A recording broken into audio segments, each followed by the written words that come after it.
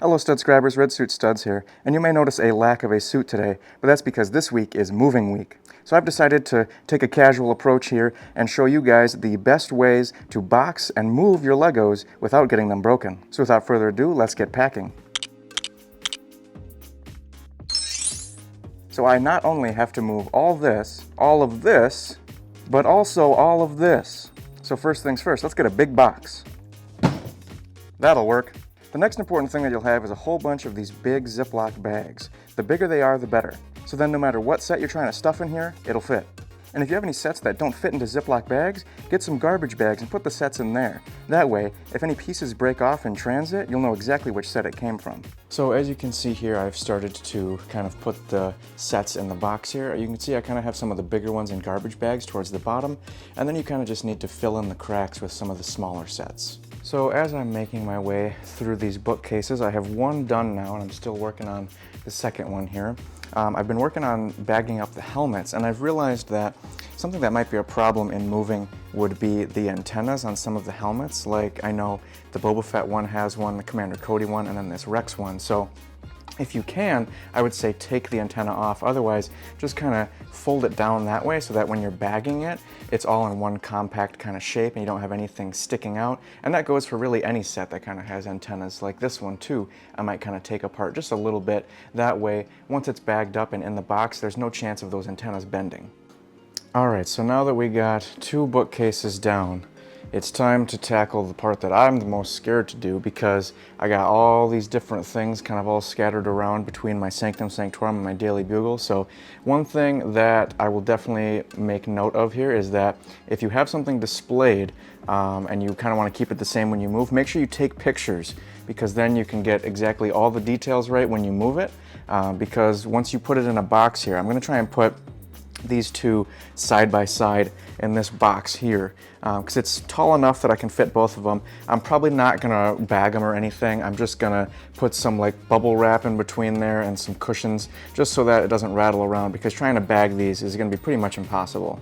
So here you can see I have the Daily Bugle and the Sanctum all packed in this taller box here. I kind of put some air pillows in between, that way they're not knocking into each other and they kind of stay tight to the walls there.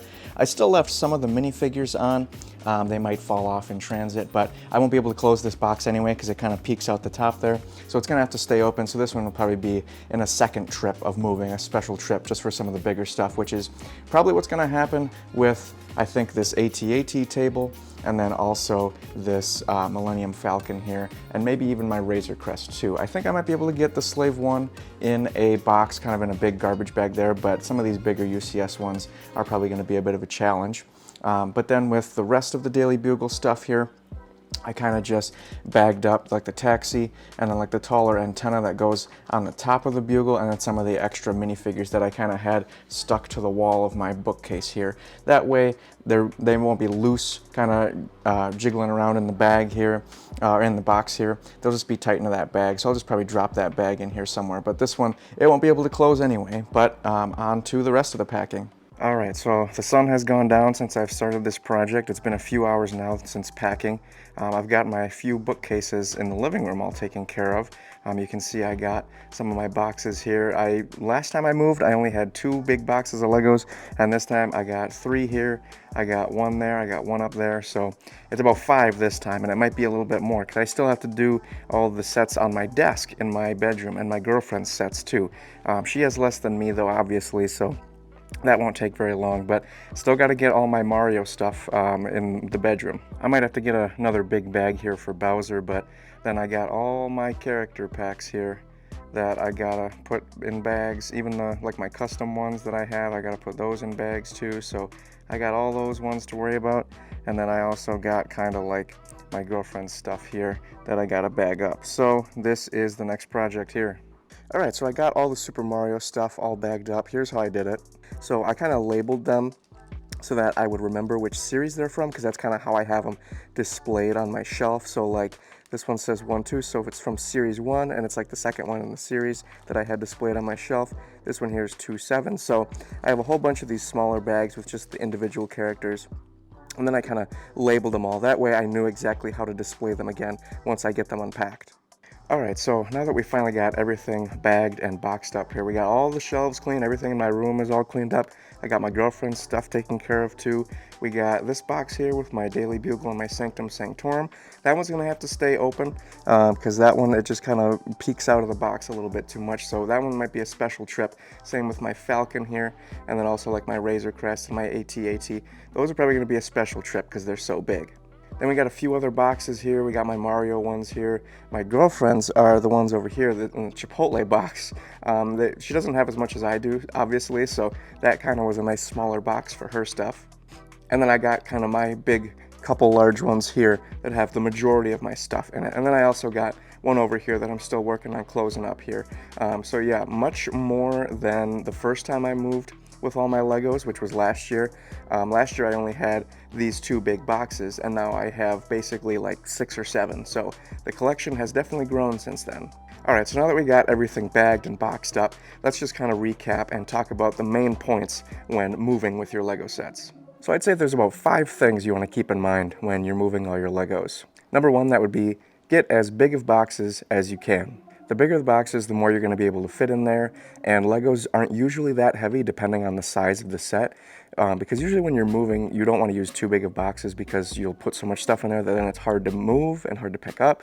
But with Legos, they're a little bit lighter that you can kind of pack those things in there, and then the boxes still aren't too heavy. So get big boxes, that way you can fit as much as possible. Number 2 would be make sure you get Ziplocs and garbage bags. By using Ziplocs and garbage bags when you're bagging up your Legos, that kind of reduces the headache of unpacking because things are going to break when in transit. It's kind of inevitable. They might break just a little bit, or something might break pretty bad, but kind of all the things that I've shown you so far are kind of the best ways to deter from that. But something could happen, an accident could happen. So yeah, making sure you use Ziploc bags and garbage bags will at least then contain the break to that one bag. So if you have pieces that broke off, you know exactly which set they came from, so then all you really need to do is look back at your instruction manuals for that one set and just figure out where those few pieces go.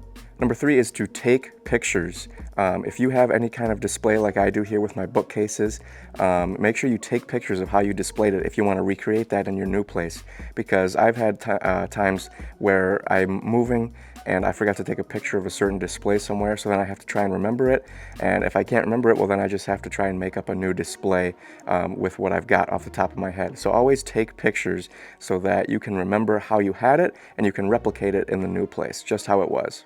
Number 4 is to label all your bags and boxes. Like you saw with like the Super Mario characters, I kind of labeled it with what series they're from. That way you know exactly how to display it on your shelf. This is kind of similar to taking pictures, but just with like in a more written way.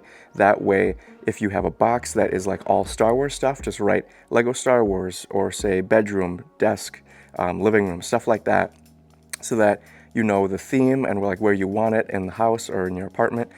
So like I labeled some of my boxes like bedroom or desk or stuff like that, or like with the Super Mario ones, I labeled the number in the series. That way it just makes it a little bit easier when you're unpacking, so you know exactly where to put it, and when you're unpacking, you know exactly where it goes in the display. And number 5, I kind of mentioned this earlier, accidents are going to happen. You might have something break. That's kind of inevitable with Legos, but with all the other tips I've shown you so far, those are all great ways to kind of stop that from happening. But of course, anything can happen when you're moving with Legos. Something might break. So just make sure you bag them, you keep them contained. If it breaks, you have the instruction manual. I mean, it's part of the fun for me when I'm unpacking and moving everything back into the display, is that if there is something broken, I kind of get to rebuild it a little bit. I mean, sometimes it's a little bit more of a headache than others. Sometimes if you have like a really big set like this AT-AT and it breaks on you, it might be tough to find where you need to put the piece. So that's why I would also recommend with sets like this, kind of do it in another trip, some of those bigger ones, if you can. If you're moving cross country, that might not be possible. But if you're just moving like 20 minutes away or 30 minutes away, maybe consider taking another trip with some of those bigger ones, because then you can kind of reduce the accidents that are going to happen. But as far as all the sets that you've bagged up and put in boxes, whatever is broken in there is going to stay right in that bag, so you can figure it out later. So no big deal there. So that's it on my advice on how to move with your Lego sets. Let me know if any of these tips have helped you. Let me know if you're going to try any out. Let me know if you're moving and how big your collection is. I'd love to hear all your thoughts in the comments. So with all that being said, don't forget to Stud-Scribe, and thanks for watching.